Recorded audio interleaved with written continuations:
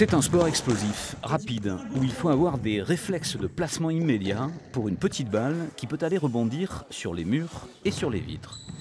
Et à ce jeu-là, l'équipe masculine d'Antibes est une des meilleures de National 3 avec une technique. Placer son corps au centre du terrain et impressionner l'adversaire pour montrer qu'on est les plus forts. On est en confrontation directe avec notre adversaire. On partage le même espace. On a des contacts.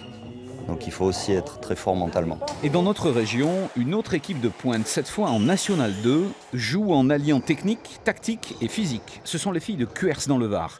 Hier par exemple, dans ce match contre Bordeaux, elles étaient largement devant, car pour elles, battre un adversaire, c'est d'abord le faire courir. Par exemple, le déplacer, le mettre le plus loin de la balle, l'amener derrière par exemple, et après aller le mettre devant pour qu'il se déplace et qu'il perde du temps, qu'il soit en retard.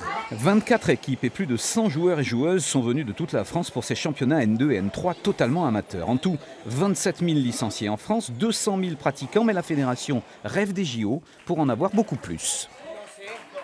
Évidemment, on se bat pour rentrer dans l'olympisme, pour avoir de la médiatisation et de la visibilité, comme tous les petits sports, disons les petites fédérations, puisqu'on est quand même un petit peu étouffé par les sports dominants. Et une très bonne nouvelle pour les Alpes-Maritimes et le Var. Cet après-midi, les squashmen d'Antibes ont finalement remporté le titre en National 3, tandis que les joueuses de Cuers, grâce à leur tactique, sont devenues championnes de France en National 2.